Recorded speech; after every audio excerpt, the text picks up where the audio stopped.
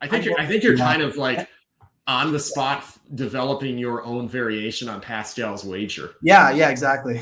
I stole that from Pascal's wager. Which can you? I'm doing a soft. Since you're the philosophical arguments, one of the two of us, just so people have a context for that, can you sketch that in like 30 to 60 seconds? Crikey. It's something. If there is no God, and you become a Christian, you gain nothing. If there is a God, and you are correct, you gain everything. If you have sincere faith being a given. So it makes more statistical kind of odd sense as a gambler that you might want to consider opening yourself up to the Christian claim.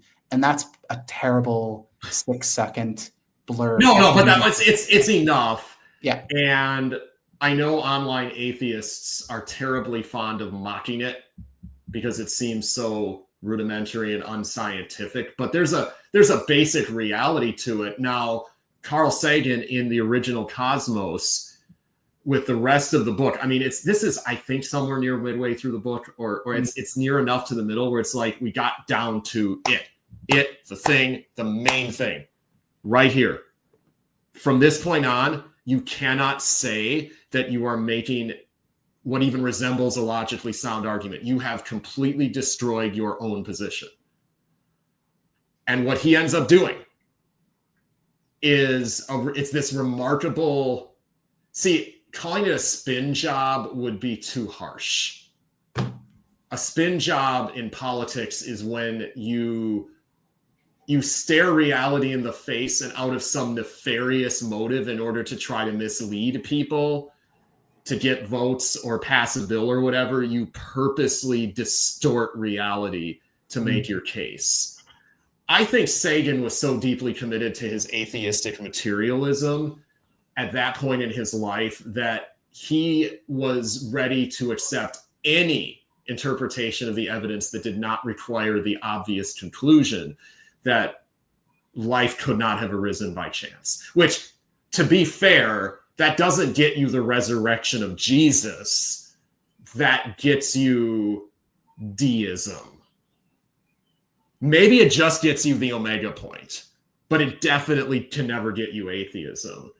And he ends up concluding, you ready for this? This is fascinating.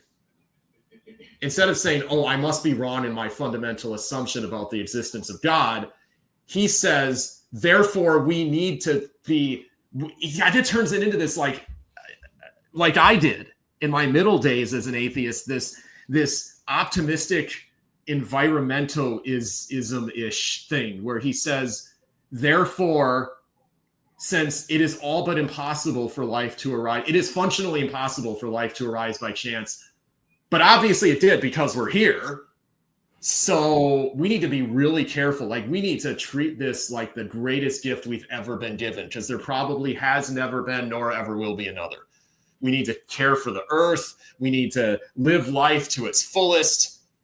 The universe, and whether they speak in such terms or not, this is how they function. The universe, with a capital U, has bestowed upon us this opportunity, this naturalistic miracle, this utter impossibility has actually happened. And again, how do we know it happened? Because we're here. Therefore, take it whatever way you will, but I think if you ask Sagan or Neil deGrasse Tyson, they would be the last ones to say, go be a hedonist, because they both come from enough of the optimistic days to have inherited that kind of Christian-ish optimism, which is part of why I think they speak like Christians and then deny every tenet of Christianity by name. It's just do you kind of see what he did?